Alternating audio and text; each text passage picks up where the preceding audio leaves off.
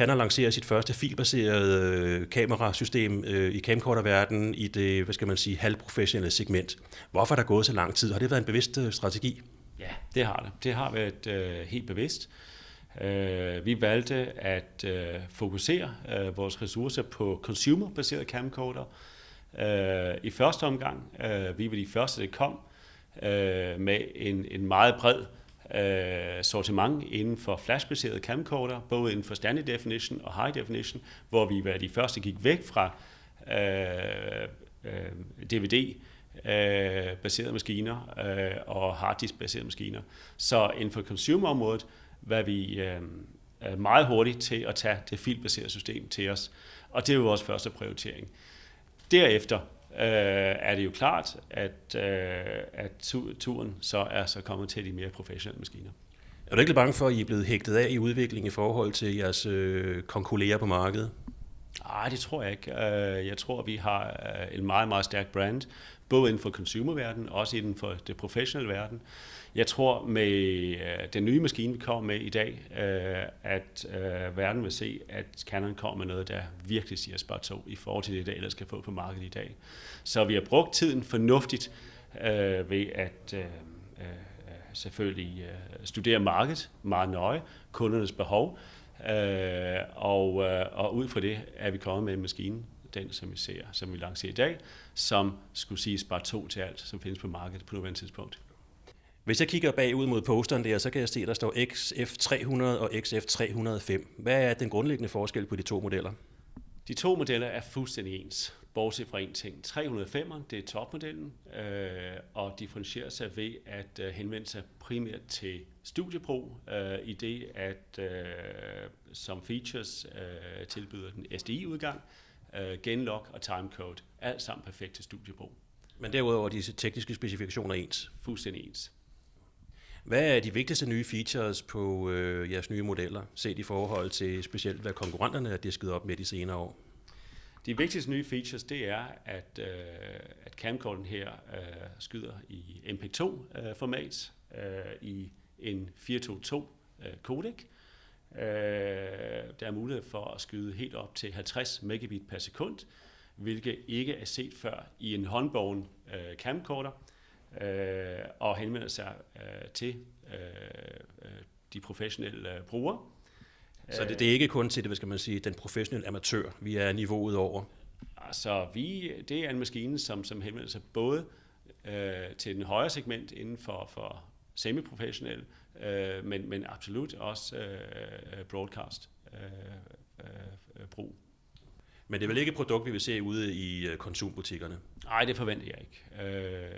Det er et rimelig avanceret produkt, og derfor fokuserer vi på selvfølgelig pro-forhandlere, som kan yde slutbrugeren den rigtige service. Du nævner, at I har monteret et ægte rødringsobjektiv på de nye camcorder. Hvordan udmærker de nye objektiver, så du siger, at det er en udviklet objektiv? Det er en nyudviklet objektiv. Objektivet har 18 gange zoom. Vi starter rimelig vidvinklet med 29,3 mm, og så er der så 18 gange ud over det. Objektivet er udstyret med noget high index ultra low dispersion, high UD glas, som vi hidtil kun har brugt eller anvendt i de helt store broadcast objektiver. Fordelen ved det er, at det skulle give en fantastisk billedkvalitet med det minimale kromatiske aberration, samtidig med, at vi kan lave objektivet relativt lille. Jeg skal også lige nævne, at objektivet har en maksimum blændeåbning på en blænde 1,6. Kan du sige noget omkring CMOS-sensorerne og måske processoren? Ja, XF300 og 305'eren er begge udstyret med 3 Canon CMOS-sensorer, de er nye, alle 3. Det er tredjedel tomme sensorer, alle 3 med effektiv 2,07 megapixel, altså 1920x1080 effektivt. I har ikke ønsket at lægge jer fast på halvtomme? Det har vi ikke gjort, fordi at det vil kræve en helt anden camcorder. Så vi vælger at... Altså tredjedel tomme passet perfekt til pakken her. til størrelsen, til objektivet, det hele det skal hænge sammen, og processorerne osv. Så en tredjedel tomme var ifølge vores udviklere i Tokyo altså den bedste løsning i det her tilfælde. Det vi også meget gerne vil fremhæve, det er, at billedkvaliteten skulle være mindst lige så god, hvis ikke bedre, end det vi har set hidtil fra halvtomme sensormaskiner. Jamen, det bliver spændende at se. Og processoren, det er så en DDIC DV3, kan jeg se. Det er det nyeste og det hurtigste, også fra Canon, og er optimeret til brug ved camcorder selvfølgelig. I øvrigt kan begge maskiner selvfølgelig optage i 420 farverum i henholdsvis, altså med henholdsvis 35 megabit per sekund og 25 megabit per sekund. Netop så filmen kan glide ind i eksisterende arbejdsflow. Så er det værd at nævne, at XF300 og 305 er selvfølgelig udstyret med det nyeste elobjektiv fra Canon, en 18x zoom med blende 1,6, startende med 29 mm. De er begge udstyret med 3 nye CMOS-sensorer med ægte 2,07 megapixel opløsning.